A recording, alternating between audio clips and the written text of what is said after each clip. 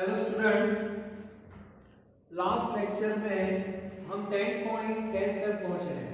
Okay, अब आगे 10.11 जो है दैट इज कन्वर्जन, तो वो हम लाइव लेक्चर में डिस्कस कर देंगे। अब जो क्वेश्चन फॉर्म में सारे रिप्रेजेंटेशन है वो हम अभी डिस्कस कर रहे हैं। जैसे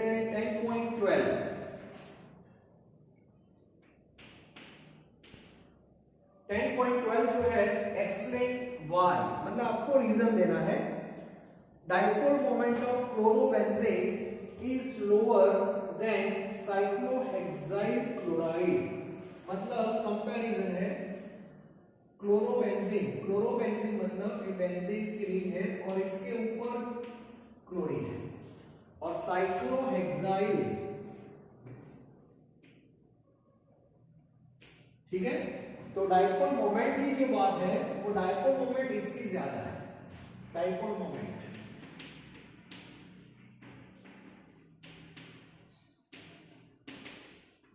ठीक है, तो डाइपोल मोमेंट जो है ऑफ क्लोरोबेंजीन इज लोअर, इसकी कम है कंपेयर टू दिस। तो उसका रीजन क्या है? तो सबसे पहले तो क्लियर होना चाहिए कि डाइपोल मोमेंट जो है that is equal to partial charge, मतलब चार्ज इनटू बॉन्ड लेंथ, ठीक है। ये फॉर्मूला सबको पता है। तो सबसे पहले बॉन्ड लेंथ की बात करें, तो बॉन्ड लेंथ में क्लोरीन तो दोनों में सेम है। ये जो कार्बन है, ये कार्बन ये sp3 में होगा, क्लियर। और बेंजीन वाला जो कार्बन है वो आपको पता है वो किस में होता है, sp2 में। तो सबसे पहले साइज के बारे में आपको पता होना चाहिए। तो sp3 greater than sp2, clear. तो sp3 की साइज बड़ी है, तो ऑब्वियसली बॉन्ड लेंथ की हम बात करेंगे। बॉन्ड लेंथ, तो बॉन्ड लेंथ किस में ज्यादा मिलेगी, यहाँ पे ज्यादा मिलेगी। ये जो बॉन्ड लेंथ है वो आपको ज्यादा मिलेगी कंपेयर टू दिस वन। सबसे पहले क्लियर होना चाहिए। ओके, इसके बाद एक कार्बन होगा डेल्टा माइनस, सॉरी Cl, और ये भी डेल्टा माइनस। ये जो कार्बन होगा हमारा डेल्टा प्लस। ओके, अब बात करते हैं इलेक्ट्रोनेगेटिविटी।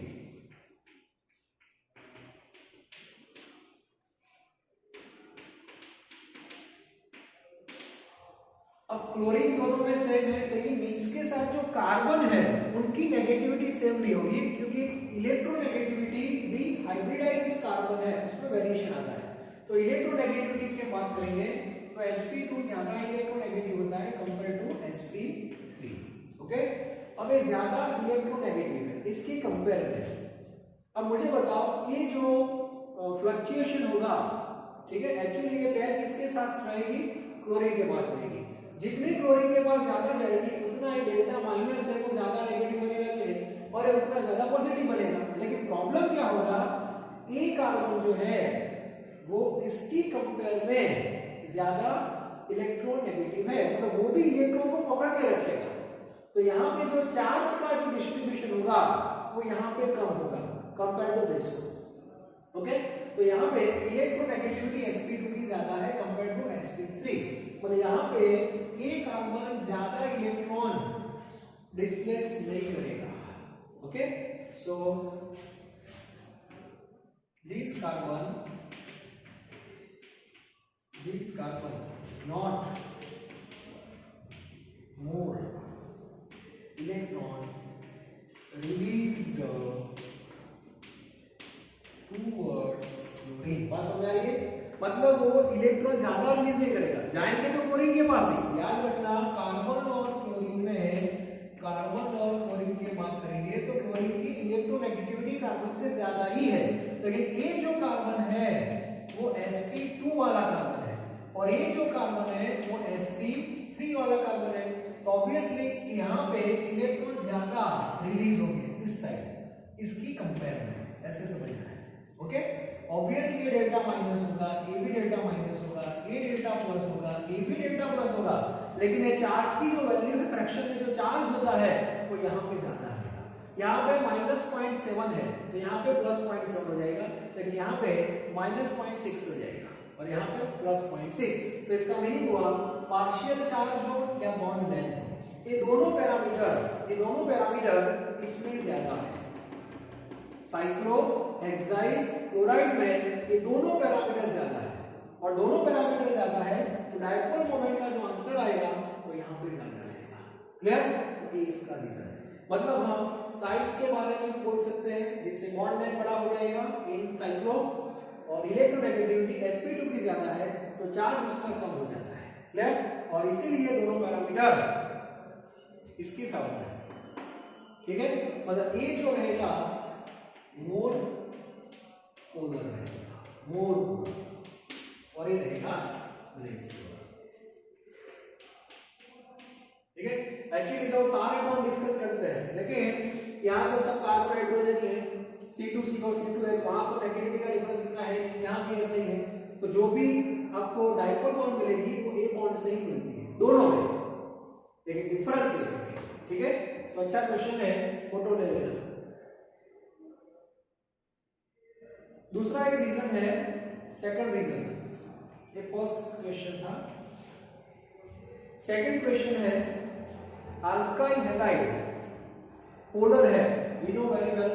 अल्काइल हैलाइड जो है, alkyl halide that is Rx, ये पोलर तो है डेल्टा माइनस, और ये होगा हमारा डेल्टा प्लस, मतलब पोलर तो है नो डाउट, पर हमने ऐसा पढ़ा है पोलर डिसॉल्व इन पोलर, ऐसा हमने पढ़ा है, लाइक डिसॉल्व लाइक। ओके। तो क्वेश्चन क्या है, अल्काइल हैलाइड दो पोलर इमिसिबल विद वाटर, किसी भी कंपाउंड को पानी में सॉल्युबल होना है, जैसे वाटर है H2O। अब H2 में आपको पता है कि वाटर के बीच में H1 होता है, जैसे ये ऑक्सीजन, ये H2O का एक मॉलिक्यूल है और यहाँ पे दूसरा है। ठीक है। ये delta plus 2 delta minus, delta plus और 2 डेल्टा माइनस।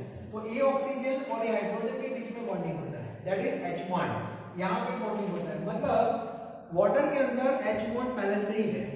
क्लियर? अब आप इसको यहाँ पे डिसॉल्व करना है। ठीक है।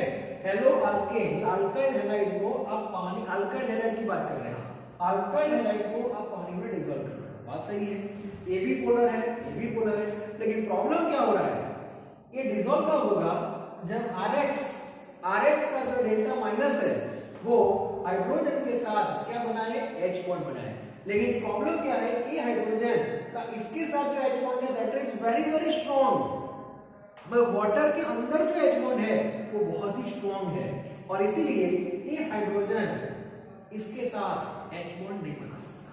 तो आपको रीजन इतना ही लिखना है, alkyl halide does not form H bond with water molecule and therefore alkyl halide is immiscible in water.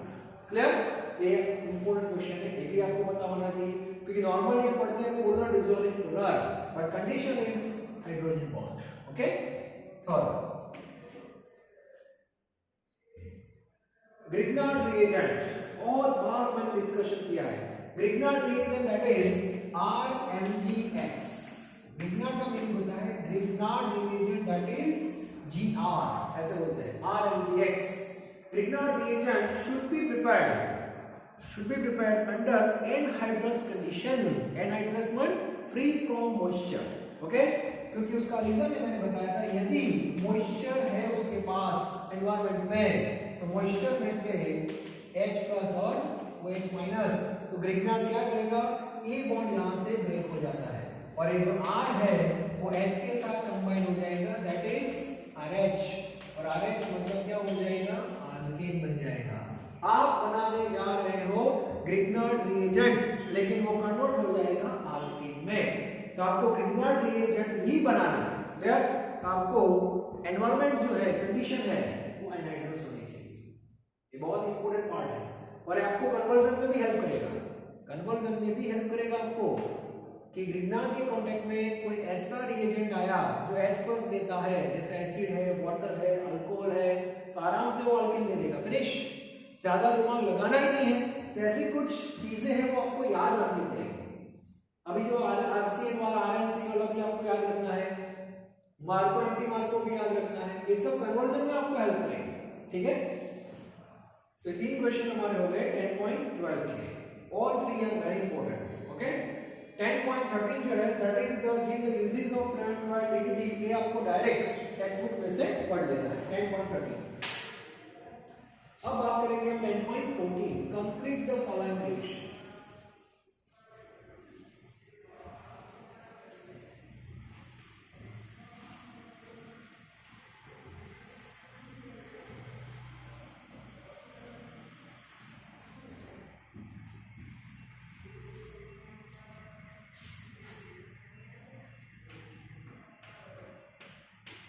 Now see 10.14, complete the following reaction। तो फर्स्ट जो है that is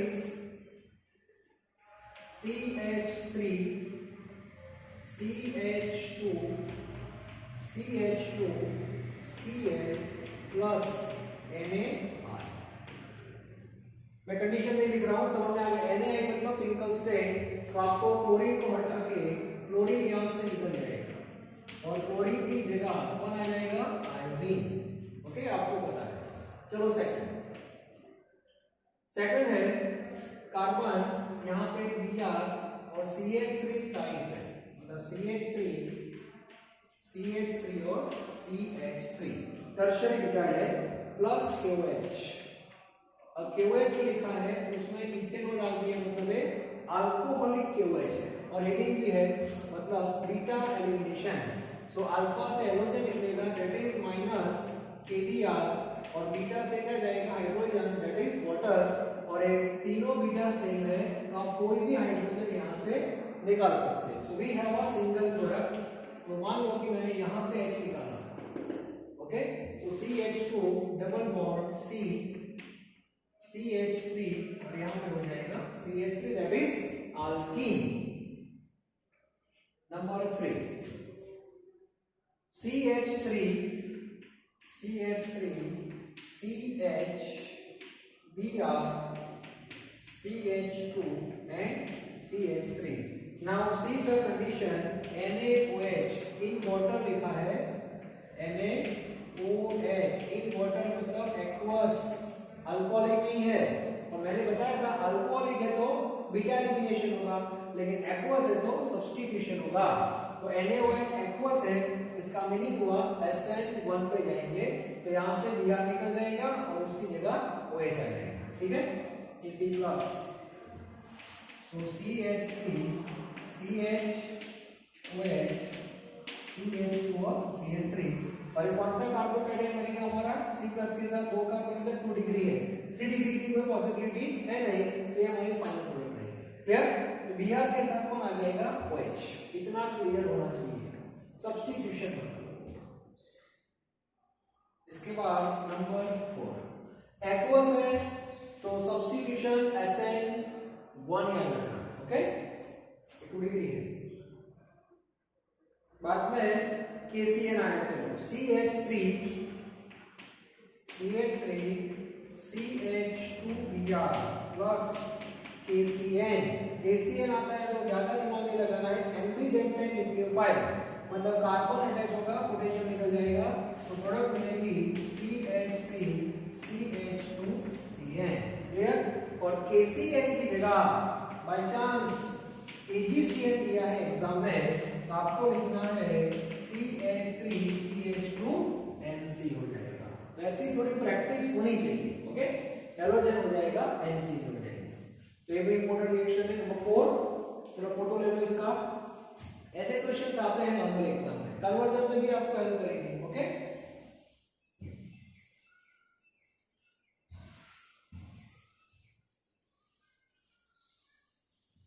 चलो नंबर 5, नेक्स्ट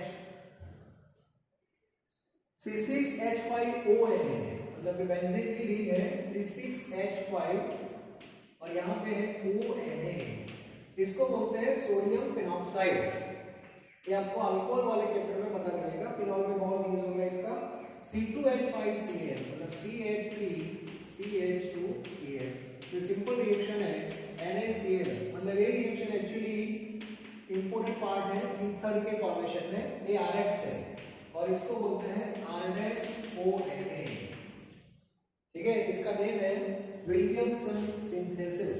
ठीक है, तो पढ़ेंगे बाद में। तो NaCl मतलब चला गया OCH2CH3 दैट इज ईथर। आप बोलोगे तो ईथर कैसे है, तो बेंजीन की रिंग मतलब C6H5O CH2CH3 and that is ethoxybenzene।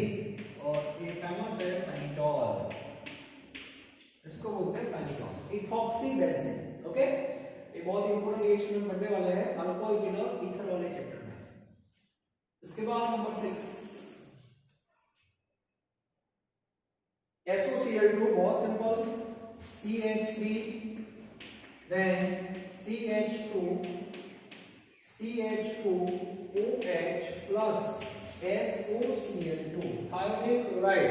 तो बेस रिएक्शन हमारा वो है CH3 CH2 CH2 और यहाँ पे Cl, बाय प्रोडक्ट कौन सी थी, SO2 plus HCl and both byproduct that is in gaseous form, so continuously removed from the vessel, so we have pure haloalkene।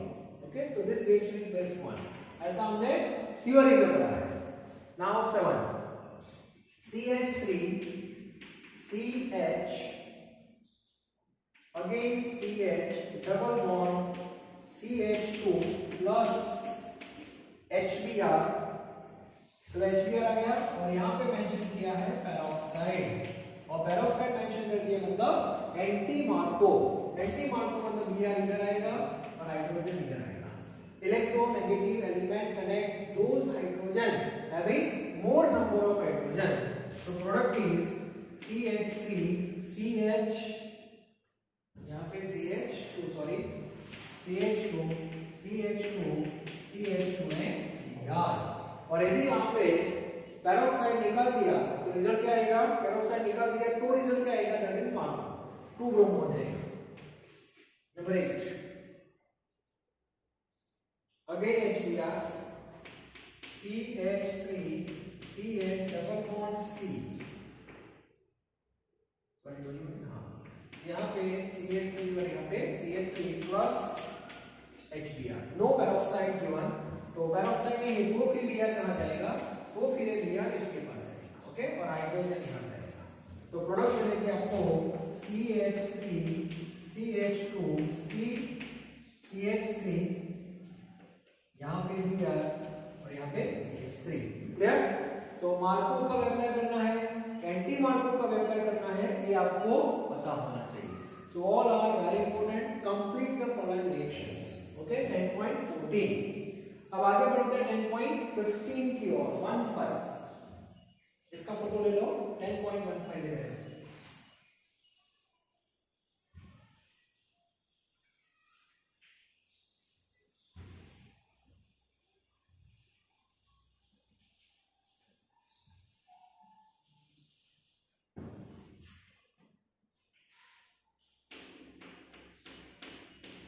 Now see 10.15, write the mechanism of the following reaction। mechanism in the sense actually ऐसा लिखा है, tension NBuBr, सो ये क्या है, N-ब्यूटाइल bromide है, yes, और साथ में कौन है, KCl।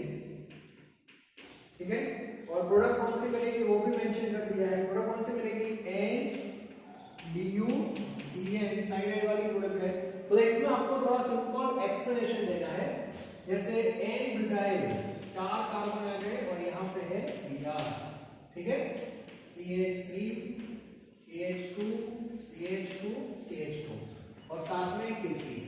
अब KCl के बारे में मैंने आपको बताया था, ठीक है, कि इन दोनों के बीच में जो बॉन्डिंग है दैट इज आयोनिक बॉन्डिंग, और वो वीक है। वीक है मतलब आराम से ब्रेक हो जाएगा। दूसरी बात, ब्रेक हो गया तो ये पार्ट जो है वो इजीली फ्री हो गया, और ये कार्बन जो अटैच होगा वो इसके कार्बन के साथ, और ये CC बॉन्ड है वो स्ट्रॉन्ग है कंपेयर टू CN बॉन्ड, इसीलिए वो इजीली अटैच हो जाता है और आपको प्रोडक्ट मिल जाएगी। और यहाँ पे आ गया Cl। अब ये रिएक्शन का एक इंपॉर्टेंट पार्ट मैं आपको बताऊं, रिएक्टेंट में कितने कार्बन है, सर मतलब 4 कार्बन है। प्रोडक्ट में कितने कार्बन है? 5। मतलब जब हम कन्वर्जन पढ़ेंगे, कन्वर्जन, तो आपके पास एक इंफॉर्मेशन होनी चाहिए कि आपको मान लो कि नंबर ऑफ कार्बन इंक्रीज करने हैं, तो ऐसे कौन कौन से रिएक्शंस है जो कार्बन को इंक्रीज करवाते हैं, मतलब रिएक्टेंट में जितने कार्बन होते हैं उसकी कंपेयर में प्रोडक्ट में ज्यादा। तो ये CN वाला रिएक्शन आपको हेल्प करने वाला है, और हेल्प करेगा आप देखना, क्योंकि रिएक्टेंट में जितने कार्बन होंगे उसकी कंपेयर प्रोडक्ट में कार्बन ज्यादा होंगे, तो ज्यादा कार्बन के लिए कोई स्पीशीज अटैच करवाना पड़ेगा, बेस दैट इज CN। फिर CN को आगे हम कन्वर्ट करेंगे दूसरे ग्रुप में, वो बाद में देखेंगे, लेकिन अभी आपके पास एक इंफॉर्मेशन होनी चाहिए। दूसरा एक हमने पढ़ा था कि वुड्स, वुड्स में भी आपने नोट डाउन किया होगा प्रोडक्ट में डबल कार्बन हो जाते हैं, याद करो, वो बात भी सही है। तो ऐसे कुछ लिस्ट आपके पास होने चाहिए, and that will helpful for conversion. Okay, तो इसमें ज्यादा कुछ लिखना नहीं है, जो just mention CC bond is strong compare to CN bond. Okay, चलो इसके बाद 10.16 जो है SN1 SN2 का क्वेश्चन है, arrange the compound of each set in order to reactivity towards SN2 लिखा है। कोई बात नहीं, SN2 हो या SN1, हमारे पास दोनों के कॉन्सेप्ट रेडी है, लेकिन ज्यादातर हम SN1 के बेस पे डिस्कशन ज्यादा करते हैं, लेकिन सबसे पहले वो डिग्री आइडेंटिफाई करना होता है। 10.16 फर्स्ट मैं स्ट्रक्चर लिख रहा हूं, 2-bromo 2-methyl butane। चलो ये 4 कार्बन हो गए, ब्यूटेन 2-bromo 2-methyl, तो यहाँ पे Br है और यहाँ पे कार्बन है, तो Br के साथ जो कार्बन है वो और 3 कार्बन के साथ है, मतलब ये टर्शरी है। साथ में ये भी लिखता हूँ, ठीक है, 1-bromo pentane, 1-bromo pentane हो गया, और 1-bromo, तो ब्रोमीन के साथ जो कार्बन है वो एक ही कार्बन के साथ है, मतलब ये प्राइमरी है, मतलब 1 डिग्री। 2-bromo pentane, पेंटेन यहाँ पे Br है, Br के साथ जो कार्बन है वो 2 और मतलब ये 2 डिग्री। इसका मीनिंग को एक तो बहुत सिंपल हो गया, क्योंकि तीनों डिफरेंट ही है, तो डायरेक्ट हमें SN2 डायरेक्ट लिख सकते हैं। ओके, SN2 का ऑर्डर क्या था? 1 डिग्री, 2 डिग्री, 3 डिग्री, तो 1 डिग्री मतलब आपके सामने ही है, तो काम करते हैं ना, ये स्ट्रक्चर होगा फर्स्ट, इसको ले ले रहा हूँ सेकंड, और इसको ले ले रहे थर्ड। ओके, तो सबसे पहले आएगा 1 डिग्री वाला, मतलब सेकंड, इसके बाद 2 डिग्री मतलब थर्ड, और बाद में फर्स्ट। ये ऑर्डर किसका है? SN2 का है, SN2 का ऑर्डर 2 3 1। ओके, रिएक्टिविटी ज्यादा है इसमें।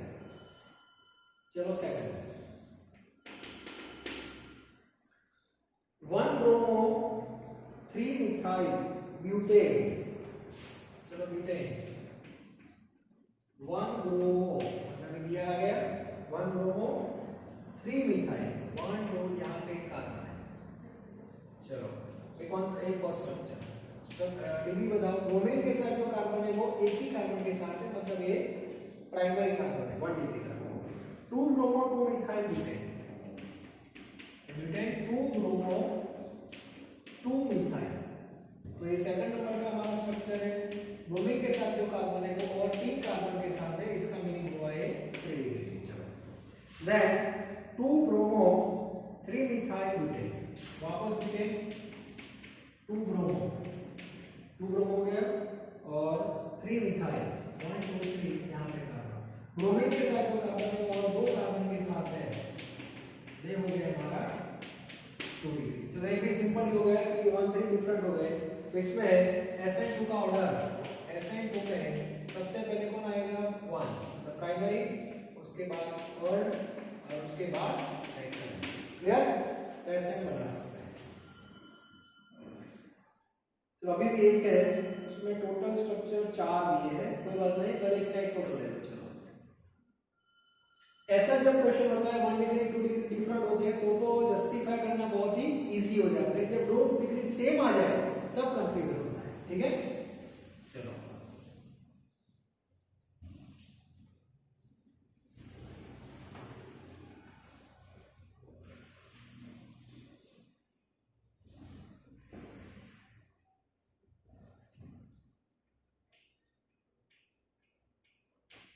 थर्ड 1-ब्रोमोब्यूटेन, 1-ब्रोमोब्यूटेन ब्रोमीन के साथ जो कार्बन है वो एक ही कार्बन के साथ है, मतलब फर्स्ट जो है that is primary. One bromo two two dimethyl propane, propane की बात है, मतलब 3 कार्बन आ गए। ओके 1-ब्रोमो मतलब एक पीआर यहाँ पे सेट कर दो, 1-ब्रोमो-2,2-डाइमिथाइल, तो यहाँ पे 2 कार्बन। ब्रोमीन के साथ जो कार्बन है वो एक ही कार्बन के साथ है, मतलब स्ट्रक्चर 2 है, ए भी 1 डिग्री ही है। ओके देन 1-ब्रोमो-2-मिथाइल ब्यूटेन, वापस ब्यूटेन की बात करते हैं। ओके 4 कार्बन, एक बीआर यहाँ पे आ गया, नो इश्यू।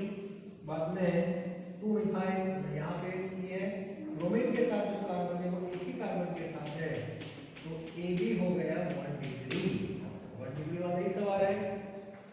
एंड लास्ट में 1-ब्रोमो-3-मिथाइल,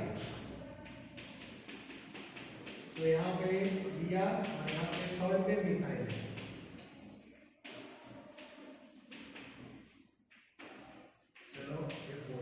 और ये भी 1 डिग्री है, इसका मतलब all are 1 degree, all are 1 degree. तो यहाँ पे कॉन्सेप्ट देखना पड़ेगा, तो जब सारे 1 डिग्री हो जाते हैं तो प्रॉब्लम होगी जस्टिफाई करने में। तो मैंने बताया था आप कार्बोकैटायन को पहले टारगेट ले लो, मतलब SN2 की बजाय SN1 का ऑर्डर लेना, और बाद में SN2 जो है उसको उल्टा कर देना, ठीक है, क्योंकि SN2 में डायरेक्ट लिखने जाओगे स्टेरिक इफेक्ट का कॉन्सेप्ट आएगा, तो पता नहीं चलेगा, ठीक है। तो यहाँ पे पहले CH3 CH2 CH2 और यहाँ पे CH2, मतलब ये जो 1 डिग्री है वो कार्बन के साथ एक ग्रुप है, N प्रोपाइल ग्रुप है, बड़ा ग्रुप।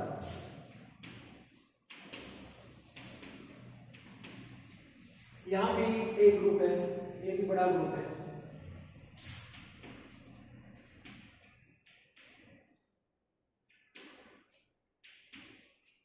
इसके साथ एक ग्रुप ए है, ठीक है, लेकिन स्टेरिक इफेक्ट पता नहीं चलेगी क्योंकि सब बड़े बड़े दिखाई देते हैं, तो बेटर है कार्बोकैटायन क्या आ जाए, मतलब SN1 पहले से, ठीक है।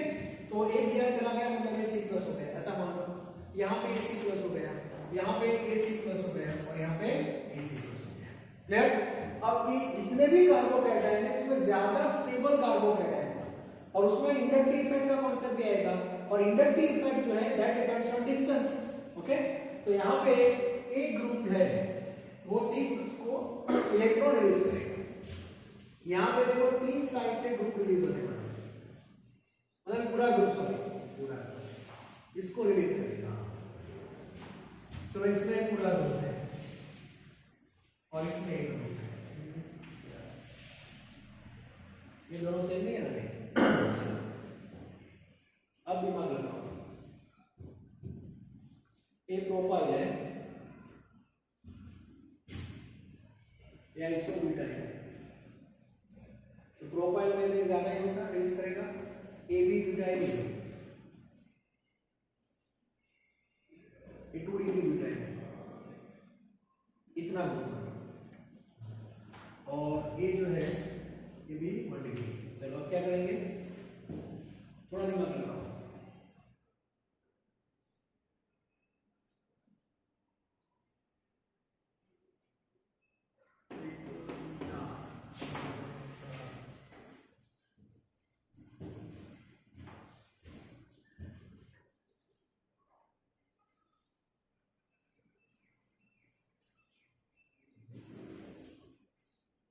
तो सबसे ज्यादा कार्बोकैटायन को स्टेबल कौन करेगा, तो नजदीक में मिथाइल ग्रुप कहां पे है, नजदीक में,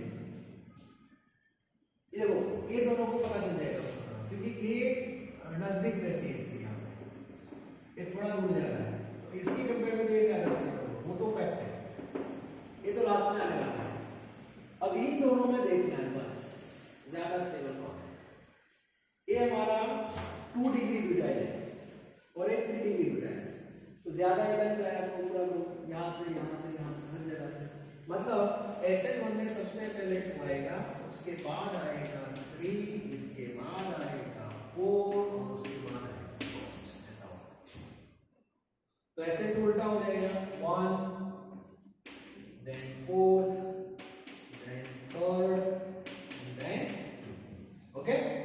उल्टा हो जाएगा।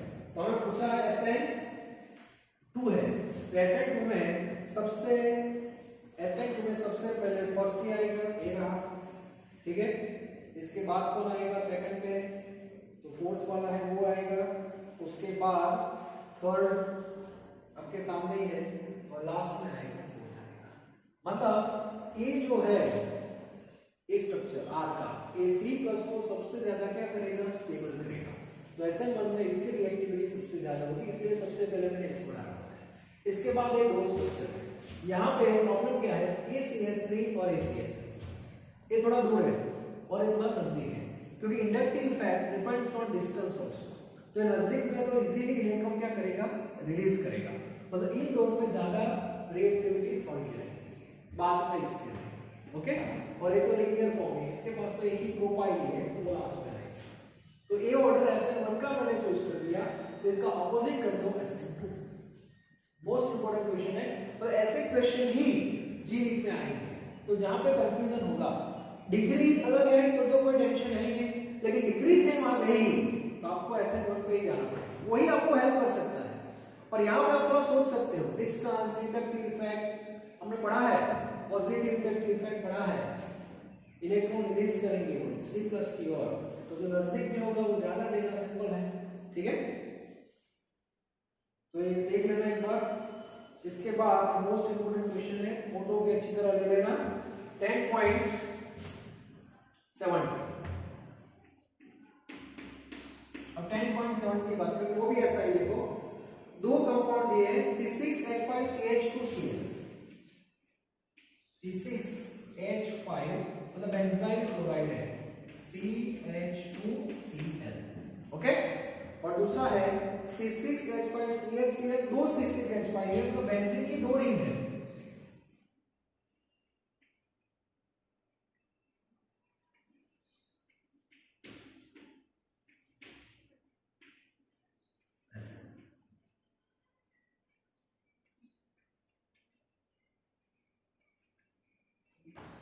ठीक है, चलो अब इसमें क्वेश्चन है, which is more easily hydrolysed bye aqueous KOH। मतलब इसमें भी सेम कॉन्सेप्ट है कि कौन सा SN1, एक्वस वर्ड आया मतलब SN1 पे जाना है, क्लियर। तो यहाँ पे SN1 सेट करना है, तो आपको कार्बोकैटायन के बेस पे आगे बढ़ना।